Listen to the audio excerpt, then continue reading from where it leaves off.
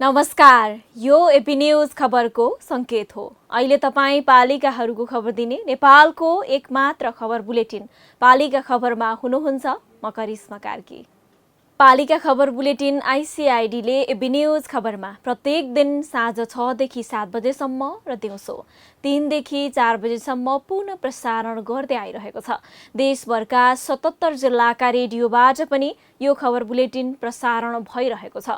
आजको पालिका खबर प्रारम्भ गरौं मूल खबरबाट।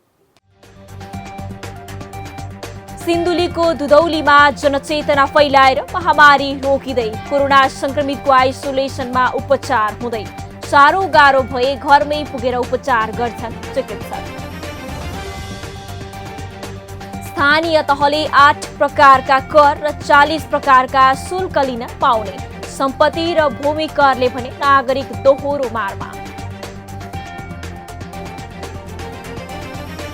कोरोना संक्रमण पुष्टि भएका जुम्लाको हिमा गाउँपालिकाका जनप्रतिनिधि नागरिक सेवामा खटिँदै नागरिक होम आइसोलेसनमा नबस्दा गाउँमा बढ्यो संक्रमणको जोखिम।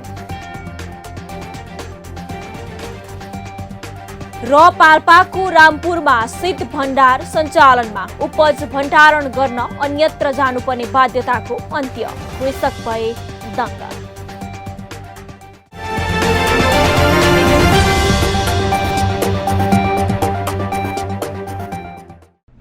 जन जनको आशा भरोसा र विश्वास हो पालिका। जनताद्वारा जनताले जनताकै लागि शासन गर्ने संयन्त्र हो पालिका। उसो भए जनताले के पाइरहेका छन्? के थिए त अपेक्षा? नेतृत्व, नीति र व्यवहार सही छ? बजेट, कार्यक्रम र अभियान पर्याप्त छन्? गरेन, भएन, हुँदैन मात्र भन्ने कि अब यसो गरौँ र यसरी गरौँ पनि भन्ने? पहरेदारी र खबरदारीसँगै अब दिशानिर्देश गर्नु छ। हाम्रो स्थानीय सरकारलाई सचेत गराउने हाम्रै समाचारले हो।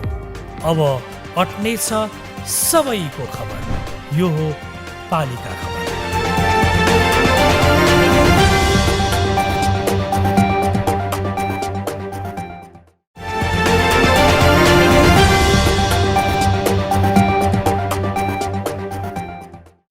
पालिका खबर अब विस्तारमा।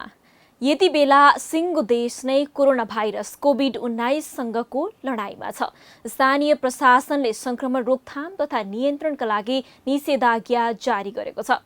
पालिकाले पनि आफैले निषेधाज्ञा घोषणा गरिरहेका छन्। तर पनि संक्रमण समुदायमा फैलिएको दावी गरिएको छ। नागरिक सचेत नहुँदा र लापरवाही बढ्दा संक्रमण निरन्तर उकालो लागिरहेको छ।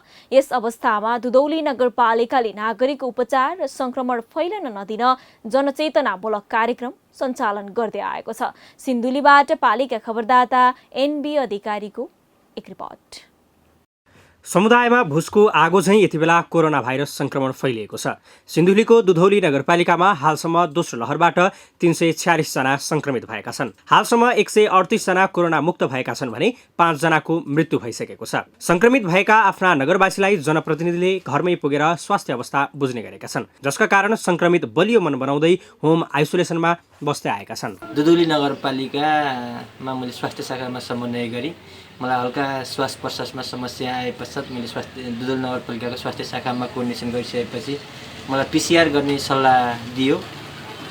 पिसिआर गर्ने सल्लाह दिइसकेपछि मैले पिसिआर सब दिएँ। पिसिआर सब दिइसकेपछि मेरो रिपोर्ट दुधौली नगरपालिकाले पिसिआर लिइसकेपछि चाहिँ पिसिआर रिपोर्ट चाहिँ मेरो पोजिटिभ आयो। पोजिटिभ आइसकेपछि दुधौली नगरपालिकाले चाहिँ स्वास्थ्य शाखाबाट स्वास्थ्य कर्मीहरू गई होम आइसोलेसनमा बस्ने, होम आइसोलेसन बस्दाखेरि अपनाउनु पर्ने सावधानीहरू आफ्ना परिवारहरूलाई जोगाउनको लागि, अरू सङ्क्रमित नहुन् भन्नको लागि, गाउँघर छिमेक परिवारभित्र चाहिँ सङ्क्रमित नहुन् भन्नको लागि चाहिँ मलाई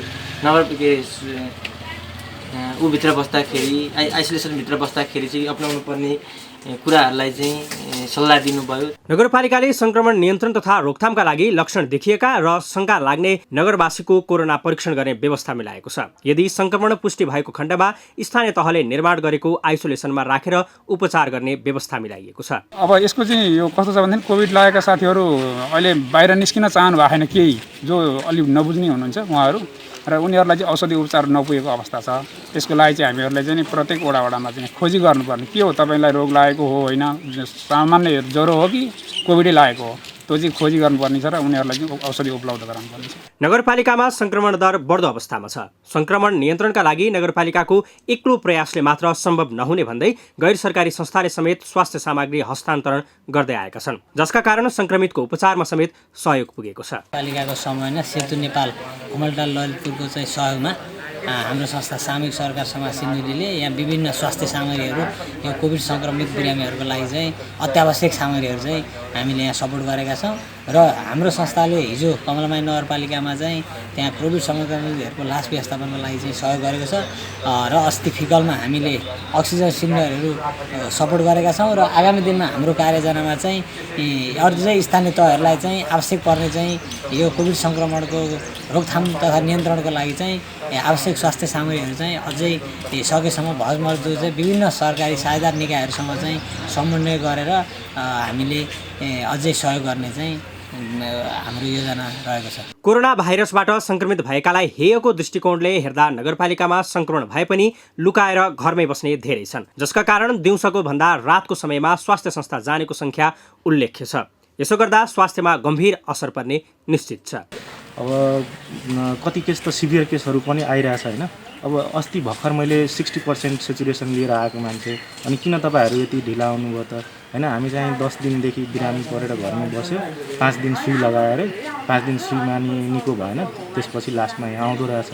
अनि अब 60% सेचुरेसनलाई अब तुरुन्तै आउने बित्तिकै त रेफर गर्न मिल्दैन, किनभने बाटोमै केही भयो भने गाह्रो हुन्छ भनेर पहिला चाहिँ हामी यहाँ अक्सिजनहरू दिन्छौँ फर्स्ट एड गरेर, अनि अलिकति स्टेबलाइज गरेर अब यहाँ चाहिँ सेचुरेसन ड्रप भएको भयो भने हामी चाहिँ अक्सिजनमा राखेर उहाँहरूलाई एम्बुलेन्समा चाहिँ सिन्धुलीतिर पठाउँछौँ। हामीसँग यहाँ भेन्टिलेटर छैन, सिप्याप पनि छैन, इभन कार्डियक मोनिटर पनि छैन। हामीले गर्ने भनेको एउटा पिसिआरको भरमा चाहिँ गरिरहेको छौँ, ल्याब पनि छैन, एक्सरे पनि छैन। नगरपालिकाले जनचेतनाको अभावमा संक्रमण फैलिएको भन्दै जनचेतनालाई समेत अघि बढाएको छ। साथै संक्रमितलाई घरमै पुगेर स्वास्थ्य जाँच तथा औषधि समेत वितरण गरिँदै आएको छ। वर्षदेखि सुरु भएको र गत वर्ष पनि हामीले कोभिड-19 रोकथाम नियन्त्रणका लागि भनेर हाम्रो चाहिँ दुईवटा भलुवा र दुधौलीमा दुई ठाउँमा हामीले चाहिँ क्वारेन्टाइन सञ्चालन गरेका थियौँ। गत वर्ष क्वारेन्टाइन सञ्चालन थियो भने यसपालि सङ्क्रमण गाउँ गाउँ बस्ती बस्तीमा छिरिसकेको हुनाले क्वारेन्टाइन भन्दा पनि अब चाहिँ आइसोलेसनै सञ्चालन गर्नुपर्छ भनेर हामीले सिरथौरी प्राथमिक स्वास्थ्य केन्द्र भएको ठाउँमा चाहिँ आइसोलेसन सञ्चालन गरेका छौँ। 20 बेडको आइसोलेसन त्यहाँ सञ्चालनमा छ र त्यहाँ हामीलाई चाहिँ यो सङ्क्रमित व्यक्तिहरूमध्ये अलिकति अप्ठ्यारो पर्ने व्यक्तिहरूलाई हामीले त्यहाँ चाहिँ उपचार गर्ने गरेका छौँ। त्यहाँ उपचार हुन सकेन भने हामीले चाहिँ सिन्धुलीको कोभिड अस्पतालमा पठाउँछौँ। कोरोना भाइरसबाट संक्रमण भएका व्यक्तिलाई हेला गर्ने, अछुत तथा सामाजिक रूपमा बहिष्कार गर्ने गर्दा संक्रमणका लक्षण देखे पनि स्वास्थ्य संस्थामा नजानेको संख्या उल्लेख्य छ। संक्रमितलाई हेर्ने दृष्टिकोण परिवर्तन गर्न र गराउन जरुरी छ। सामान्य रुगाखोकी लाग्दा कोरोनाबाट संक्रमित भइने डरले टाइफाइडको औषधि सेवन गर्दा स्वास्थ्यमा गम्भीर असर पर्ने भएकाले जिम्मेवार निकायले नागरिकलाई सचेत गराउन समेत आवश्यक देखिन्छ। 2072 सालमा जारी भएको नेपालको संविधान अनुसार बनेका स्थानीय सरकारले 4 वर्ष अवधि पूरा गरेका छन्। 3 तहका सरकारमध्ये संविधानले नै यी सबै सरकारको कर र शुल्क उठाउने अधिकार बाँडफाँड गरेको छ। तर स्थानीय सरकार सञ्चालन भएको 4 वर्ष बितिसक्दा पनि स्थानीय तहले केमा कर उठाउन पाउँछ र कस्ता क्षेत्रमा शुल्क लिन पाउँछ भन्ने धेरैमा अन्यल देखिन्छ। 2074 सालमा जारी भएको स्थानीय सरकार सञ्चालन ऐनले स्थानीय तहले कस्ता विषयमा कर लिन पाउने र कस्ता विषयमा शुल्क उठाउन पाउने भन्ने स्पष्ट व्यवस्था गरेको छ। त्यसो भए कस्ता कर स्थानीय सरकारले उठाउन पाउँछन् त? हेरौँ यो रिपोर्ट। स्थानीय सरकार सञ्चालन ऐनले स्थानीय तहले उठाउन पाउने कर र शुल्क उठाउन पाउने भन्ने स्पष्ट व्यवस्था गरेको छ। यो ऐनअनुसार स्थानीय तहले 7 प्रकारका कर मात्र लिन पाउँछन्। त्यसैगरी झण्डै 40 प्रकारका व्यवसाय र सेवा शुल्क लिन पाउँछन्। तर त्यस्तो कर र शुल्क भने स्थानीय तहले कानुन नबनाई उठाउन नपाइने व्यवस्था छ। कस्ता कर उठाउन पाइन्छ? सम्पत्ति कर। गाउँपालिका तथा नगरपालिकाले आफ्नो क्षेत्रभित्रको घर र घर जग्गामा सम्पत्ति कर लगाउन पाउनेछन्। तर यस्तो कर भने घरको मात्र लिन पाइनेछ। घरले चर्चेभन्दा बाहेकको जग्गाको भने सम्पत्ति कर शीर्षकमा लिन पाइँदैन। यस्तो जग्गाको कर भूमि कर मालपोतका रूपमा उठाउनु पर्नेछ। तर स्थानीय तहहरूले भने घरले चर्चेको जग्गाको समेत मालपोत लिइरहेका छन्। ऐनको प्रभावकारी कार्यान्वयन नहुँदा नागरिकले भने भूमि र सम्पत्ति गरी दोहोरो कर बुझाइरहनु परेको छ, जसप्रति स्थानीय जनप्रतिनिधिकै फरक मत छ। सम्पत्ति कर भनेको चाहिँ उसको पक्की घर भएको जग्गाले एक्युपाई गरेको र उसको आँगन भयो। जग्गा जमिन छ भने चाहिँ त्यो चाहिँ उसको भूमि कर भयो क्या। स्वैच्छिक घोषणा छ क्या हामीसँग। त्यो चाहिँ उसको सबै जग्गा सग्गाको सबै मूल्याङ्कन गरेर मेरो कुल सम्पत्ति यति हो भनेर उसले फारमै भर्न पाउँछ त। दोहोरोमारमा काहीँ छैनन्। स्वैच्छिक त्यो सम्पत्तिको चाहिँ आफ्नो मूल्याङ्कन आफै गरेर पेश गर्ने नीति हो हाम्रो। कसरी हुन्छ घर जग्गाको मूल्याङ्कन? घर र घर जग्गाको आकार प्रकार बनौट उपयोगको अवस्था, घर र घर जग्गाको चलनचल्तीको मूल्य र घरको ह्रास मूल्य, घर र घर जग्गाको व्यापारिक वा आवासीय उपयोगको अवस्था, नागरिकको जीवनस्तर, आर्थिक स्तर र कर तिर्न सक्ने क्षमताको मूल्याङ्कन। कहाँ कर लिन पाइँदैन? नेपाल सरकार, प्रदेश सरकार र स्थानीय तहको स्वामित्वमा रहेको घर र घर जग्गा, सरकारी अस्पतालको घर र घर जग्गामा, गुठीको स्वामित्वमा रहेको घर र जग्गामा, मुनाफाको उद्देश्य नराखी सञ्चालन गरिएको सरकारी शिक्षण संस्था, कम्पनी, समिति, प्राधिकरण, बोर्ड र सरकारी संस्थाको घर र घर जग्गामा, मुनाफाको उद्देश्य नराखी सञ्चालन भएका सङ्घ संस्थाको घर र घर जग्गामा, धार्मिक संस्थाको घर र घर जग्गामा, खानेपानी सङ्कलन पोखरी, विद्युत गृह, मसानघाट, कब्रिस्तान, कर्बला, मजार, विमानस्थल, बस पार्क, रङ्गशाला, उद्यान पार्क जस्ता सार्वजनिक उपयोगका स्थलमा, राजदूत आवास, वाणिज्य नियोग, कूटनीतिक नियोगका घर र घर जग्गामा, भूमिकर मालपोत। स्थानीय तहले आफ्नो क्षेत्रभित्रको जग्गामा जग्गाको उपयोगका आधारमा भूमिकर लगाउन पाउने, तर एकीकृत सम्पत्ति कर लगाएको अवस्थामा भूमिकर लिन नपाइने व्यवस्था।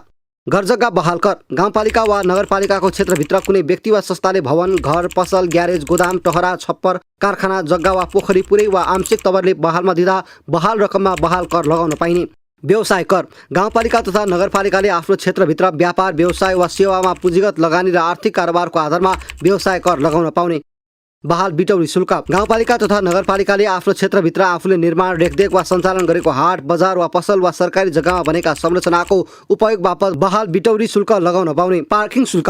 गाउँपालिका तथा नगरपालिकाले आफ्नो क्षेत्रभित्र कुनै सवारीलाई पार्किङ सेवा उपलब्ध गराए बापत पार्किङ शुल्क उठाउन पाउने व्यवस्था। जडीबुटी, कबाडी र जीवजन्तु कर। गाउँपालिका तथा नगरपालिकाले क्षेत्रभित्र कुनै व्यक्ति वा संस्थाले उन, खोटो, जडीबुटी, खर, कबाडी, मालमा कर लगाउन पाउने। मृत वा मारिएको जीवजन्तुको हाड, सिङ, प्वाख, छाला जस्ता वस्तुको व्यावसायिक उपयोग गरे बापत गाउँपालिका तथा नगरपालिकाले जडीबुटी, कबाडी तथा जीवजन्तु कर लगाउन पाउने। विज्ञापन कर। स्थानीय तहलाई आफ्नो क्षेत्राधिकारभित्र गरिने विज्ञापन बापतको करको दर तोक्ने र सङ्कलन गर्ने अधिकार कानुनले दिएको छ। कस्तोमा लाग्छ सेवा शुल्क। स्थानीय तहले आफ्नो क्षेत्रभित्र सञ्चालनमा रहेका cable car, trekking, kayaking, canyoning, bungee jump, zip flyer, rafting, paragliding लगायतका स्थानीय पर्यटन, मनोरञ्जन तथा साहसिक खेलकुद सम्बन्धी सेवा वा व्यवसायमा सेवा शुल्क लगाउन पाउने व्यवस्था। तर अर्को स्थानीय तहसँगको सीमा नदी वा एकभन्दा बढी गाउँपालिका वा नगरपालिकालाई समेटेर सञ्चालन हुने यस्ता सेवा वा व्यवसायमा शुल्क लगाउँदा भने सम्बन्धित गाउँपालिका वा नगरपालिकासँग समन्वय गरेर मात्र लगाउन पाइने व्यवस्था। कानुनले स्थानीय तहलाई सडक, बस पार्क, ढल, पुल, बत्तीसँगै अचल सम्पत्ति वा अन्य कुनै विषयको मूल्याङ्कन सम्बन्धी सेवा र सिफारिसमा पनि यस्तो शुल्क लिन छुट दिएको छ। तर यस्ता सेवा शुल्क भने स्थानीय तहले आफैले उठाउनु पर्छ भन्ने छैन। ऐनले नै यी सेवा शुल्क उठाउन, ठेक्का लगाउन सक्ने अधिकार दिएको छ। गाउँपालिका तथा नगरपालिकाले कूटनीतिक नियोग वा कूटनीतिज्ञलाई कर नलाग्ने विषयमा कर लगाउन नपाउने कानुनमा उल्लेख छ। वैदेशिक ऋण वा सहायताबाट सञ्चालित परियोजनाका लागि नेपाल सरकार, प्रदेश सरकार, विश्वविद्यालय, सरकारी अस्पताल, सरकारी स्वामित्वका प्रतिष्ठान वा विकास समितिद्वारा विदेशबाट पैठारी भएका माल सामानमा पनि कर शुल्क वा दस्तुर स्थानीय तहले उठाउन नपाउने व्यवस्था छ। गाउँपालिका वा नगरपालिकाले तोकेको अवधिभित्र सामूहिक आवास वा संयुक्त आवास अन्तर्गत निर्माण भएका आवास बिक्री नभई बाँकी रहेको स्टकमा पनि एकीकृत सम्पत्ति कर लगाउन नपाइने व्यवस्था छ। संविधान र प्रचलित कानुनले करको दर तोक्ने अधिकार प्रदेश सरकारलाई दिए पनि त्यस्तो कर सङ्कलनको जिम्मा भने स्थानीय तहलाई दिएको छ। कर उठाउने अधिकार प्रदेशलाई भएका उल्लेखित कर सङ्कलनको जिम्मा भने स्थानीय तहलाई नै दिएको छ। सवारी साधन करको दर निर्धारण तथा सङ्कलन प्रदेशले गर्छन् भने स्थानीय तहले आफ्नो पालिकाभित्र चल्ने टाँगा, रिक्सा, अटो रिक्सा र ई रिक्साको करको दर निर्धारण गरी रकम उठाएर आफ्नै कोषमा राख्न पाउँछन्। घर जग्गा, रजिस्ट्रेसन शुल्कको दर प्रदेशले निर्धारण गर्छ भने सङ्कलनको अधिकार भने स्थानीय तहलाई दिएको छ। तर कर उठाउने विषयमा जनप्रतिनिधि अझै पनि समस्या देख्छन्। त्यो त सम्पत्ति कर भनेको चाहिँ घर सहितको हो। सम्पत्ति कर र भूमि करलाई डबल लिएको छैन। सम्पत्ति कर नलिनेलाई भूमि कर लिएको छ घरहरू नभएको ठाउँमा। भाडा भने त हामीले कति गरेका छौँ भने पहिला 12% थियो, 2% नगरपालिकाले, पुरानो ऐनमा 2% नगरपालिकाले, 10% चाहिँ राजस्वले लिन्थ्यो, अन्तशुल्क लिन्थ्यो। त्यो राजस्व लिने कुरा छोडेपछि अहिले हामीले संस्थागतमा 10%, निजी रूपमा चाहिँ 5% मात्रै हामीले कर लिएका छौँ। पहिलाको सिस्टम पहिलाकोमा के हुन्थ्यो, 10% चाहिँ राजस्व लिन्थ्यो, 2% मात्रै हामी लिन्थ्यो। कुनै कुनै पालिकाहरूले चाहिँ अलिकति त्यो मेसो नजानेर सम्पत्ति कर पनि भूमि कर पनि एउटैमा लिएका छन् कि त्यस्तो हुनसक्छ। हामी कहाँ त्यस्तो छैन। मनोरञ्जन करको दर सङ्कलन गर्ने तरिका प्रदेशले निर्धारण गरिदिन्छन् भने कर सङ्कलनको अधिकार स्थानीय तहलाई छ। पदयात्रा तथा पर्यटन शुल्कको दर प्रदेशले निर्धारण सङ्कलन गर्दा स्थानीय तहले भने आफ्नो क्षेत्रभित्रका उद्यान, पार्क, चिडियाखाना, ऐतिहासिक तथा पुरातात्विक सम्पदा, सङ्ग्रहालय जस्ता सम्पदा उपयोगको प्रवेश शुल्क निर्धारण गरी सङ्कलन समेत गर्न पाउँछन्। ढुङ्गा, गिटी, स्लेट, बालुवा, चुनढुङ्गा, खरीढुङ्गा, अभ्रक र 72-72मा प्राकृतिक स्रोत करको दर र प्रक्रिया प्रदेशले निर्धारण गर्छन् भने स्थानीय तहलाई यस्तो कर सङ्कलन गर्ने मात्र अधिकार दिइएको छ। पालिका खबर बुलेटिनमा अब पालो ओपन ब्यालटको। आजको ओपन ब्यालटमा हामीले कोरोना महामारी नियन्त्रण गर्न स्थानीय तहले गरेको कुन काम उत्कृष्ट लाग्यो भनेर मकवानपुर र नुवाकोटवासीलाई सोधेका छौँ।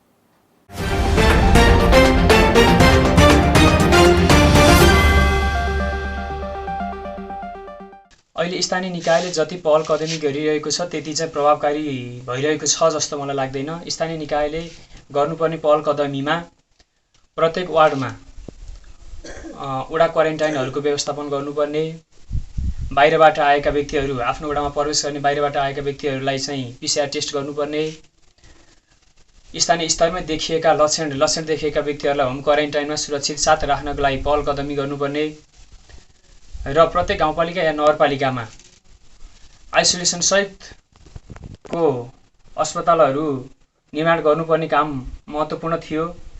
ती कामहरू भइरहेका देखिँदैनन्। कोरोना भाइरसबाट प्रभावित क्षेत्रमा स्थानीय स्तरको भूमिका खासै जनतालाई चित्तबुद्ध छैन। तैपनि स्थानीय स्तरका जनप्रतिनिधिहरूलाई उहाँहरूलाई चाहिँ चित्तबुद्ध गर्नुभएको छ। स्थानीय तहहरूले आइसोलेसन बेड बनाउने, कोरोना लागेको मान्छेहरूलाई आइसोलेसन बेड राखेर चाहिँ अक्सिजनको लागि चाहिँ त्यही अनुसारको बजेट छुट्याएर पहल गरेको छ। त्यस्तै गरी गरिब विपन्न वर्गहरूलाई अलिकति यो चाहिँ कोरोना अवस्था आएपछि राज्यले विभिन्न क्षेत्रमा चाहिँ लकडाउन गरेको अवस्था छ। ज्याला मजदुरी गरेर काम गरेर खाना नपाउनेहरूलाई स्थानीय तहले त्यही अनुसारको चाहिँ राहत वितरण गरेको छ।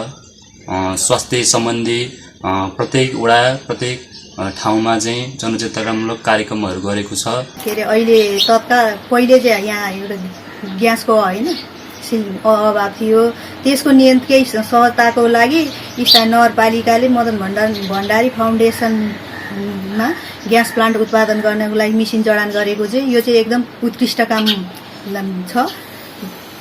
अनि अर्को चाहिँ खाद्यान्नहरूको अभाव जनताहरूलाई अब खानाको समस्याको लागि एउटा फुड ब्याङ्कद्वारा विभिन्न सङ्घ संस्थाहरू मार्फत त्यही फुड ब्याङ्कमा खाना खुवाउने कार्यक्रमले पनि पोहोरको भन्दा अहिलेका जनताहरूलाई भोकमरीबाट अलिक कम भएको जस्तो महसुस, यो पनि एउटा उत्कृष्ट काम जस्तो लागेको छ। प्रत्यक्ष देखिने गरी अब अलि अगाडिसम्म हुन त गर्दै थियो होला। अलि अगाडिसम्म हाम्रो यहीँ हेटौँडाको ठुलो भनिएको हस्पिटलमा पनि आफ्नै उत्पादन थिएन, अक्सिजनको आफ्नै उत्पादन थिएन। अहिले भर्खरै नयाँ प्लान्ट राखिएको छ, त्यो एउटा चाहिँ उत्कृष्ट कार्य जस्तो लाग्छ। र बाँकी कुरामा अब देखिने गरी अब हामी सरकारले बिरामी भन्दा बाहेक अन्य बिरामीहरूको सवालमा चाहिँ फेरि अब त्यो हेटौँडामा रहेको ठुलो हस्पिटल पुरै अब कोभिड बिरामीहरूले भरिएका छन्। अन्य बिरामीको समस्या त फेरि छँदै नै छ। अन्य बिरामीहरूको लागि चाहिँ राम्रो व्यवस्था नभए जस्तो म आफैले पनि महसुस गरेँ।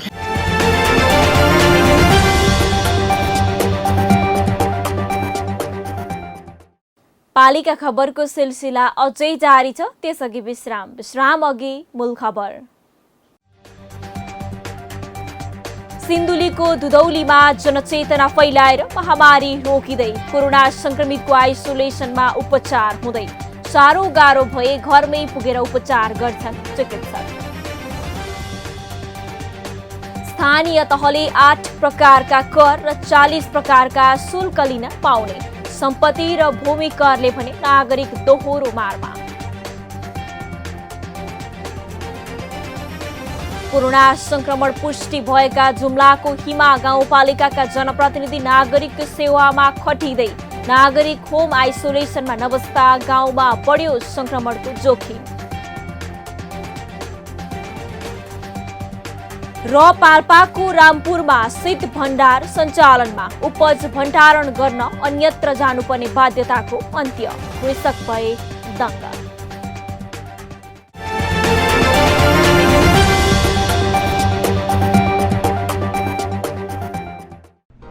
जन जनको आशा भरोसा र विश्वास हो पालिका। जनताद्वारा जनताले जनताकै लागि शासन गर्ने संयन्त्र हो पालिका। उसो भए जनताले के पाइरहेका छन्? के थिए त अपेक्षा? नेतृत्व, नीति र व्यवहार सही छ?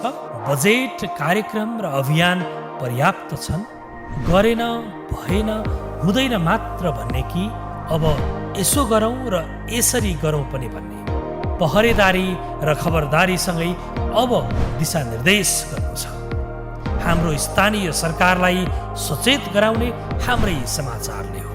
अब अट्नेछ सबैको खबर। यो हो पालिका खबर।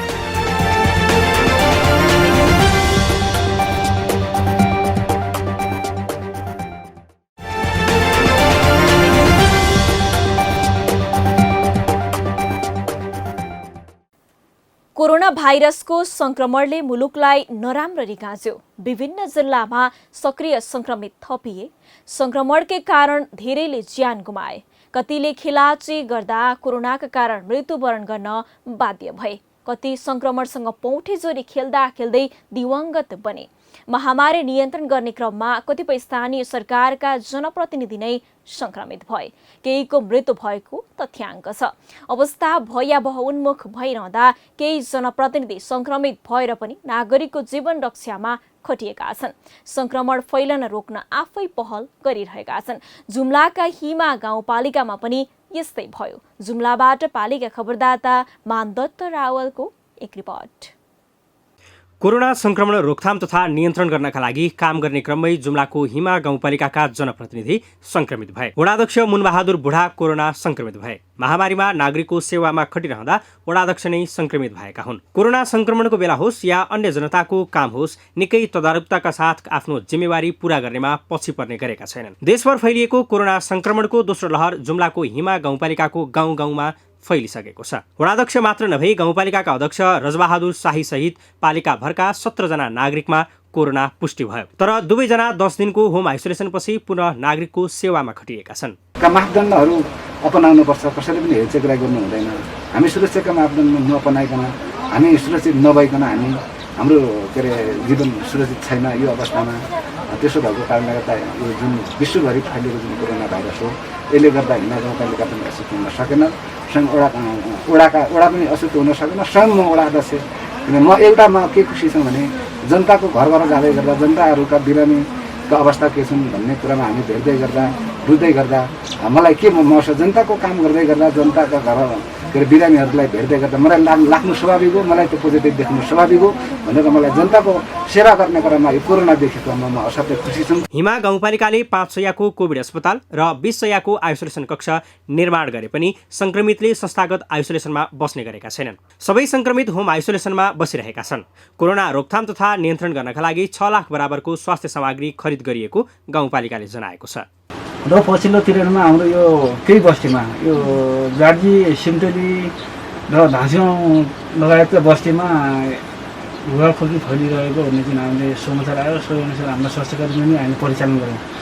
सोही ठाउँमा गएर उहाँले उपचार पनि गर्नुभयो। अब यो कोरोना भाइरस हो कि भन्ने शङ्कामा हामीले उहाँहरूको माग अनुसार हामीले जाँच पनि गरायौँ।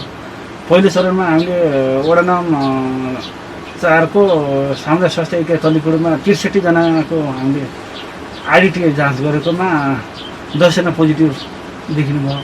र उहाँले हामीले सल्लाह गर्दा हजुर हाम्रो आइसोलेसनमा बसिनु पर्यो, हामीले बेड पनि तयार गरेका छौँ।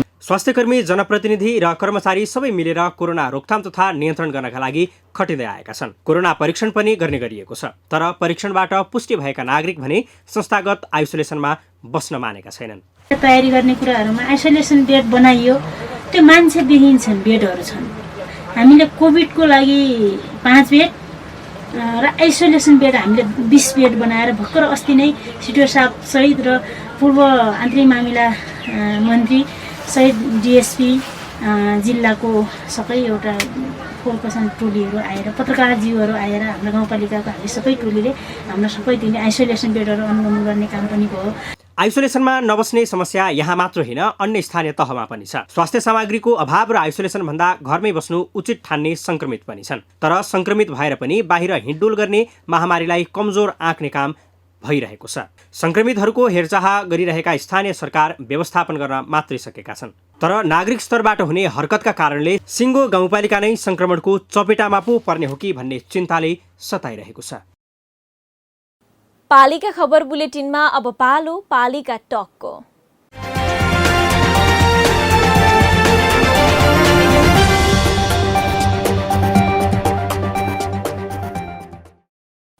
कोरोना संक्रमण नियन्त्रण प्रयासमा सक्रिय भूमिका खेलेका स्थानीय सरकार अघिल्लो लहरको तुलनामा दोस्रो लहरमा उत्तिको सक्रिय नभएको आरोप पनि सँगसँगै खेपिरहेका छन्। यस्तो आरोप आउनुमा एकाथरी जनप्रतिनिधि विगतको भन्दा कहाली लाग्दो अवस्था भएर जनताले सक्रियतामा कमी देखेको बताउँछन् भने अर्काथरी जनप्रतिनिधि आसन्न स्थानीय सरकारको निर्वाचन लक्षित विपक्षीको प्रचारको रूपमा हेर्ने गरेका छन्। यसै मेसोमा आजको पालिका टकमा प्रदेश नम्बर 1 को खोटाङ जिल्लाको दिक्तेल रूपाकोट मजुवागढी नगरपालिकाका मेयर दीपनारायण रिजाललाई जोड्दैछौँ। मेयर साहब नमस्कार अनि स्वागत छ यहाँलाई पालिका टकमा। नमस्कार, धेरै धेरै धन्यवाद। हजुर मेयर साहब, सुरु गरौँ। मैले पृष्ठभूमिमा पनि भने संक्रमण नियन्त्रण प्रयासमा तपाईहरूको सक्रियतामा कमी आएको हो कि साँच्चै विपक्षीले नजिकै गरेको चुनावी एजेन्डा मात्रै बनाएका हुन्? बताइदिनुहोस् न। म विनम्रतापूर्वक के अनुरोध गर्छु भने हाम्रो सक्रियता कति छ तपाईहरूले सम्बन्धित फिल्डमा आएर हेरिदिनुहोस्।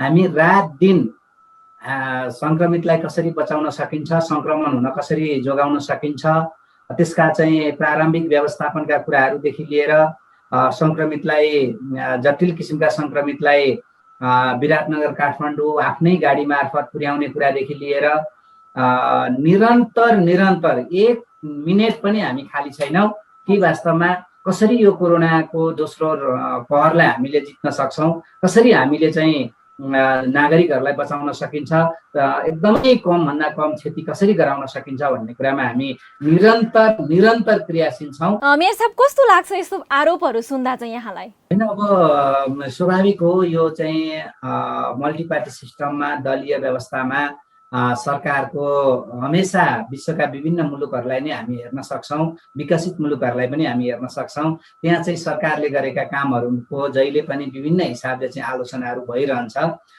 त्यसलाई हामीले बुझेर त्यसलाई राम्ररी तपाईँको विश्लेषण गरेर हेरिनुपर्छ। कतिपय सचिनुपर्ने कुराहरू हुन सक्छन्, त्यसलाई हामीले चाहिँ सुधारात्मक आलोचनाको रूपमा लिन्छौँ। हजुर, तपाईँले स्थानीय पालिका खबरका प्रतिनिधिसँग भन्नुभएको रहेछ र जुन कुरा प्रकाशित पनि भएको थियो, निशुल्क हेलिकप्टरको कुरा, कोरोना संक्रमितका लागि हेलिकप्टर चाहिएकै हो त मेयर साहब? हेलिकप्टरको सहजताका लागि सङ्घ सरकारसँग तपाईँको कुरा भएको छ कि छैन? बताइदिनुहोस् न। मैले यो चाहिँ अत्यन्त आवश्यक महसुस गरेर यो विषयलाई चाहिँ कडाइका साथ उठाएको हो। वास्तवमा हामी नगरपालिकाको नगर प्रमुख उपप्रमुखको दुईटै गाडी अहिले हाम्रो नियमित रूपमा चाहिँ एम्बुलेन्सको रूपमा काम गरिरहेको छ। गाउँबाट चाहिँ संक्रमितहरू अलिकति साह्रो गाह्रो भएको भन्ने सुन्न साथ हामी चाहिँ गाउँमा गाडी पठाउँछौँ। त्यसपछि यहाँ अस्पतालमा ल्याएर उहाँहरूको उपचार हुन्छ। त्यसपछि यहाँ उपचार हुन नसकेका बिरामीहरूलाई हामी काठमाडौँ विराटनगर लान्छौँ।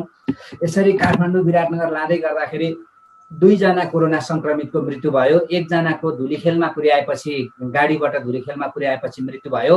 1 जनाको कटारीमा पुर्याएपछि मृत्यु भयो। त्यसपछि हामीलाई अत्यन्त धेरै पिरियड हो।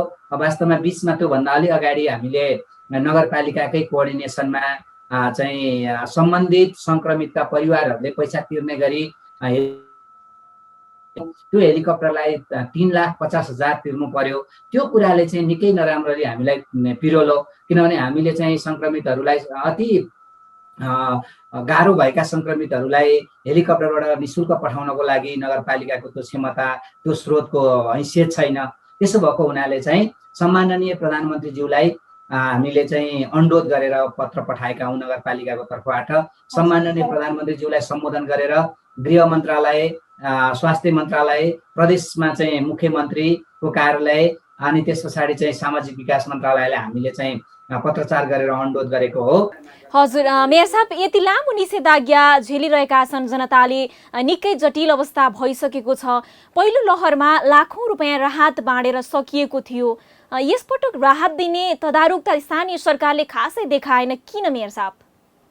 हाम्रो नगरपालिकाको हकमा चाहिँ हामीले अहिलेसम्म राहत दिने योजना बनाएका छैनौँ।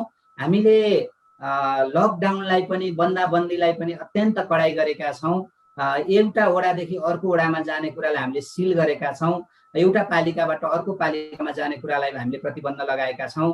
व्यापार व्यवसायहरू पनि हामीले बन्द गराएका छौँ। तर स्वास्थ्य सुरक्षाका मापदण्डहरू अपनाएर विकास निर्माणका कामलाई चाहिँ हामीले निरन्तरता दिएका छौँ।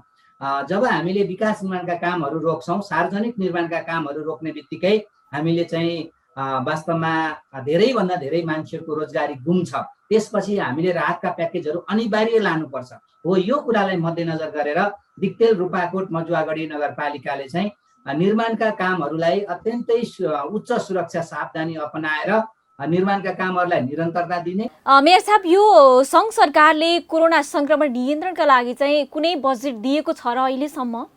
कसरी बजेटकै नाममा कुनै पनि न सङ्घ सरकारबाट न प्रदेश सरकारबाट कहीँबाट पनि आएको छैन। हामीले चाहिँ उहाँबाट आएको भनेको चाहिँ हामीलाई केही अक्सिजन सिलिन्डरहरू अनि एन्टिजेन किट, त्यस पछाडि भिटिएमहरू र स्वास्थ्यका अरू केही सामग्रीहरू स्वास्थ्य कार्यालय मार्फत केही प्राप्त गरेको अवस्था छ। बाँकी व्यवस्थापनको सम्पूर्ण काम स्थानीय पालिकाले गरेको छ। दिक्तेल, रूपाकोट, मजुवागढी नगरपालिकाले एउटा कोरोना कोष स्थापना गरेको छ र त्यही कोरोना कोषबाट हामीले चाहिँ यी सबै कुराको व्यवस्थापन गरेका छौँ। हजुर, हामी मेयर साहब अन्तिममा छौँ। यहाँलाई सोध्न चाहे मैले, कोरोनाबाट बच्न नगरवासीलाई तपाईँको केही सुझाव छ भने भनिदिनुहोस्। म सम्पूर्ण नगरवासी, आदरणीय आमा बुवा, दाजुभाइ, दिदीबहिनीहरूलाई विशेष के अनुरोध गर्न चाहन्छु भने नगरपालिकाले अत्यन्त महत्त्वपूर्ण सूचनाहरू सार्वजनिक गरेको छ, त्यसलाई चाहिँ अत्यन्त कडाइका साथ पालना गरिदिनुहोस्। होम आइसोलेसनमा बस्ने धेरै चाहिँ दाजुभाइ दिदीबहिनीहरूको गुनासो आएको छ। हामीलाई होम आइसोलेसनमा बस्नु भएको छ। हुन त हामीले नगरपालिकाले डेस्क स्थापना गरेर दैनिक रूपमा चाहिँ फलोअप गर्ने काम त गरिरहेका छौँ। यद्यपि उहाँहरू हिँडडुल गरिदिनाले चाहिँ फेरि पनि कोरोनालाई जुन हामीले चाहिँ चाँडै जित्न कोसिस गरेका छौँ, चाँडै न्यूनीकरण गर्न कोसिस गरेका छौँ। तपाईँहरूले चाहिँ सार दिनुभयो भने तपाईँलाई केही नहोला, तर तपाईँले सारेको अर्को बिरामीलाई जटिलता उत्पन्न हुन्छ। त्यसकारण होम आइसोलेसनमा बस्ने कुरालाई कडाइका साथ, जुन आइसोलेट हुँदाखेरि अपनाउनु पर्ने नियमहरू हुन्, ती सबै नियमहरूलाई चाहिँ इमान्दार साथ, कडाइका साथ पालना गरिदिनुहोस् र नगरपालिकाले जारी गरेका सबै सूचनाहरू, सबै निर्देशनहरू पालना गरिदिनुहोस्। हजुर, हस्त मेयर साहब, यो महत्त्वपूर्ण समयको लागि यहाँलाई धेरै धेरै धन्यवाद। नमस्कार, धेरै धेरै धन्यवाद।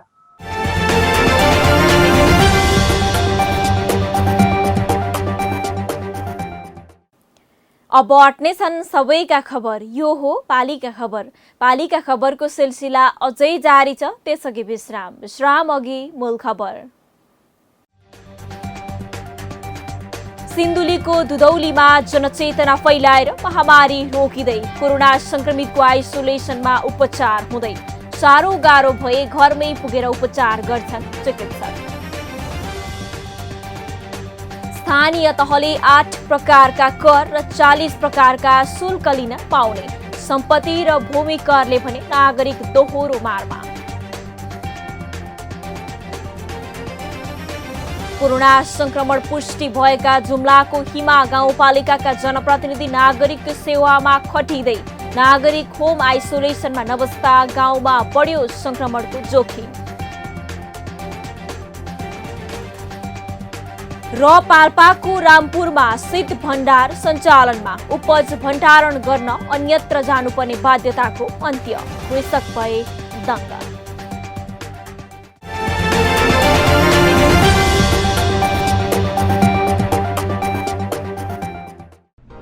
जन जनको आशा, भरोसा र विश्वास हो पालिका।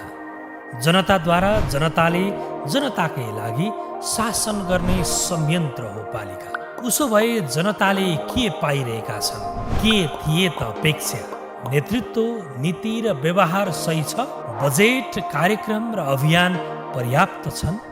गरेन, भएन, हुँदैन मात्र भन्ने कि अब यसो गरौँ र यसरी गरौँ पनि भन्ने? पहरेदारी र खबरदारीसँगै अब दिशानिर्देश गर्नु छ। हाम्रो स्थानीय सरकारलाई सचेत गराउने हाम्रै समाचारले हो। अब अट्नेछ सबैको खबर। यो हो पालिका खबर।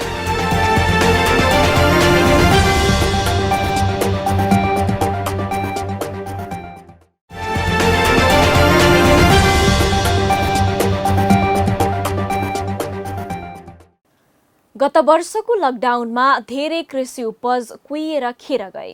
खानलाई विदेशबाट आयात गर्नु पर्यो। मल बिउमा अनुदान, सिंचाईको व्यवस्थापन लगायतका काम हुन सकेनन्। उब्जाउ खेत भएको ठाउँमा सिंचाई कार्यक्रम पुग्दैन। किसानसँग कृषि यन्त्र छैन। नेपाली किसानका लागि ट्र्याक्टर, थ्रेसर, ड्रायर लगायतका कृषि यन्त्रहरू ज्यादै महँगा छन्। अझ चिस्यान केन्द्र त कृषकका लागि परको कुरा हो। बजार नपाउँदा कृषि उपज फाल्नु पर्ने अवस्था छ। यस्तै समस्यालाई हल गर्न पाल्पाको रामपुर नगरपालिकाले प्रदेश सरकारको सहयोगमा शीत भण्डार निर्माण गरेको छ। पाल्पाबाट पालिका खबरदाता सुनिल कार्कीको एक रिपोर्ट।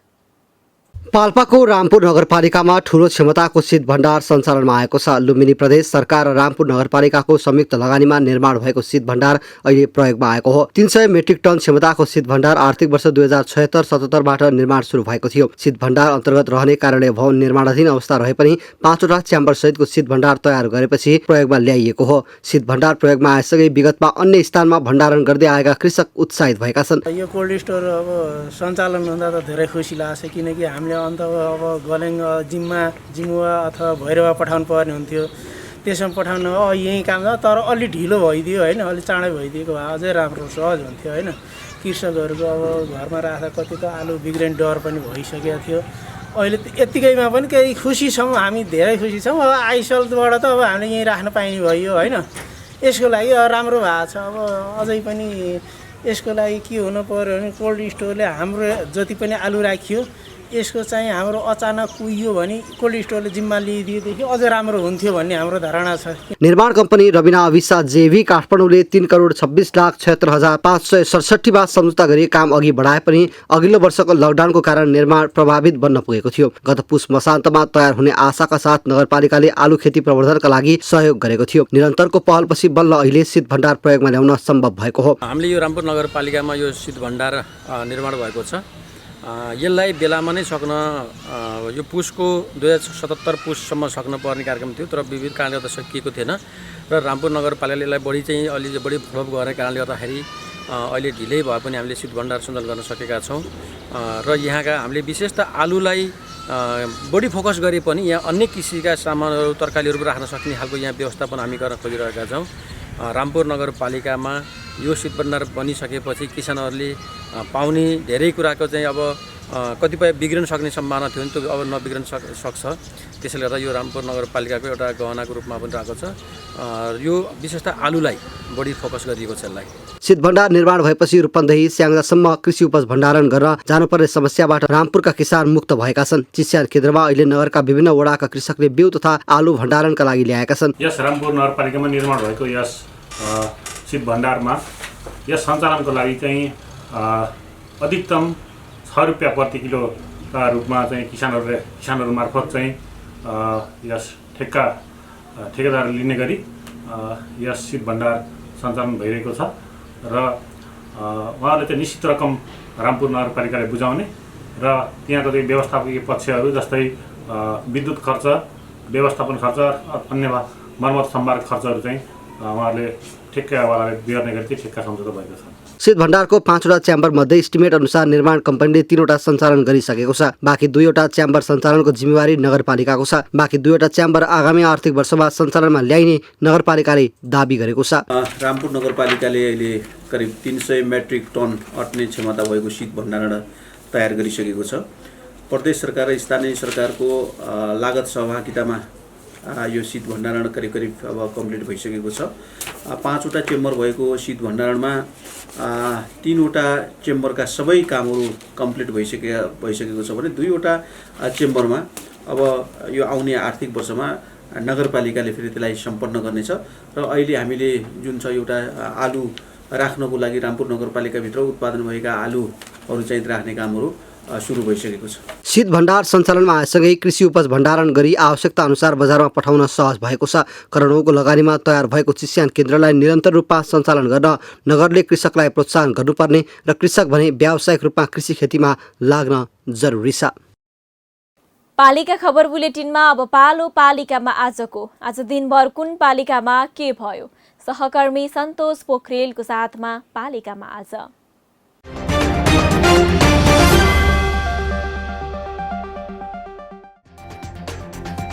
अक्सिजन प्लान्ट स्थापना गर्न झापाको कन्काई नगरपालिकालाई सहयोग जोड्दै व्यक्ति र सङ्घ संस्थाले रकम सहयोग गर्दै रामेछाप नगरपालिकामा कोरोनाका संक्रमित बढेपछि अत्यावश्यक बाहेक सेवा बन्द। 26 जेठसम्म नगरपालिका र वडा कार्यालयहरू पनि बन्द हुने। सुर्खेतको वीरेन्द्रनगर नगरपालिकाले समुदायमा पुगेर निशुल्क रूपमा कोरोना परीक्षण गर्न थाल्यो। पालिकाले 23 जेठसम्म कोरोना परीक्षण गर्ने। काभ्रेको धुलीखेल नगरपालिकाद्वारा कोरोनाबाट मृत्यु भएकाको परिवारलाई क्रिया खर्च स्वरूप 15,000 रुपैयाँ दिने निर्णय। धुलीखेलमा हालसम्म कोरोना संक्रमणबाट 28 जनाको मृत्यु।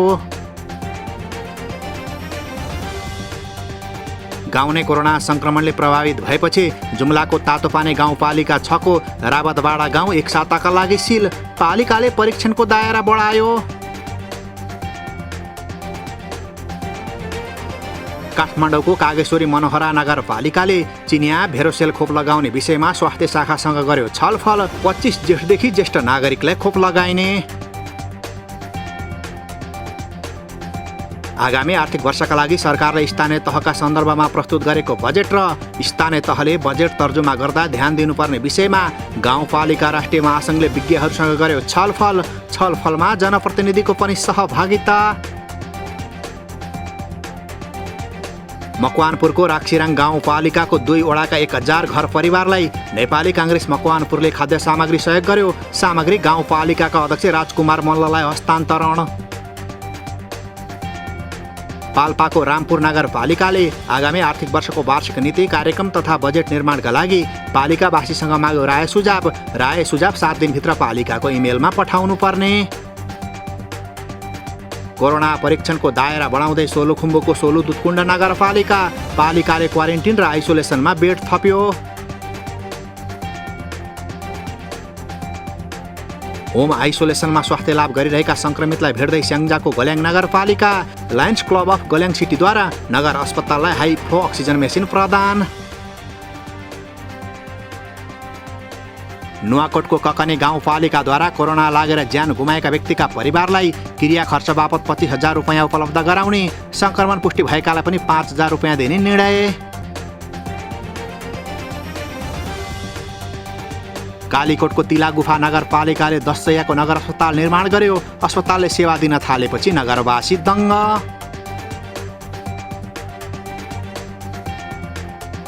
कोरोनाको जोखिमलाई मध्यनजर गर्दै ताप्लेजुङको सिदिङबा गाउँपालिकाले वडागत रूपमा सेवा दिने। पालिकाले सेवा दिने बार तोक्यो। अक्सिजन प्लान्ट सञ्चालन गर्न रकम जुटाउँदै भक्तपुर नगरपालिका। प्रकोप व्यवस्थापन कोषमा रकम बढ्दै। दाङको घोराई उपमहानगरपालिकाले समुदायमा पुगेर निशुल्क कोरोना परीक्षण गर्न थाल्यो। 19वटै वडामा रहेका कोरोना संक्रमितको स्वास्थ्य अवस्था बुझ्न घर घरमा स्वास्थ्य कर्मी परिचालन। बैतडीको पञ्चेश्वरमा भएको जीव दुर्घटनामा परि मृत्यु भएका परिवारलाई पञ्चेश्वर गाउँपालिकाले राहत दिने। चट्याङ लागेर मृत्यु भएका वडा सदस्य गोविन्द सिंह भण्डारीको परिवारलाई राहत रकम सहयोग गर्ने पालिकाको निर्णय।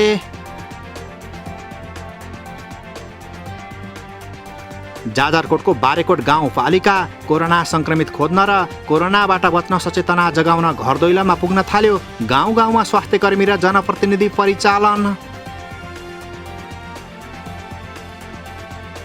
दैलेखको भगवती माई गाउँपालिकाले पालिकाले दूध उत्पादनमा आत्मनिर्भर बनाउने। उन्नत जातका भैँसी र जर्सी गाई खरिद गरेर किसानलाई वितरण।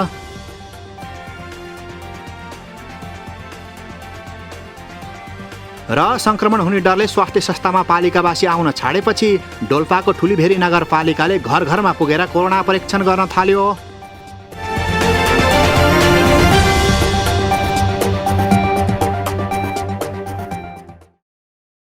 पालिका खबर बुलेटिनको अन्ततिर छौं। मूल खबर पुनः एकपटक। सिन्धुलीको दुधौलीमा जनचेतना फैलाएर महामारी रोकिँदै कोरोना संक्रमितको आइसोलेसनमा उपचार हुँदै साह्रो गाह्रो भए घरमै पुगेर उपचार गर्छन् चिकित्सक। स्थानीय तहले 8 प्रकारका कर र 40 प्रकारका शुल्क लिन पाउने। सम्पत्ति र भूमि करले भने नागरिक दोहोरो मारमा। कोरोना संक्रमण पुष्टि भएका जुम्लाको हिमा गाउँपालिकाका जनप्रतिनिधि नागरिक सेवामा खटिँदै नागरिक होम आइसोलेसनमा नबस्दा गाउँमा बढ्यो संक्रमणको जोखिम। र पाल्पाको रामपुरमा शीत भण्डार सञ्चालनमा उपज भण्डारण गर्न अन्यत्र जानुपर्ने बाध्यताको अन्त्य। कृषक भए दङ्ग। हवस् त आजको पालिका खबर बुलेटिन यति नै। पालिका बुलेटिन फेसबुक, युट्युब, इन्स्टाग्राम र हाम्रो अनलाइन संस्करण www.palikaKhabar.com बाट हेर्न, पढ्न र सुन्न सक्नुहुनेछ। साथै यो बुलेटिन देशका 77 जिल्लाका रेडियोबाट पनि हरेक दिन सुन्न सक्नुहुनेछ। पालिकाहरूको गतिविधि समेटिने नेपालको एकमात्र खबर बुलेटिन पालिका खबर लिएर भोलि पुनः आउने नै छौं। एबी न्यूज खबर हेर्दै रहनुहोला। नमस्ते।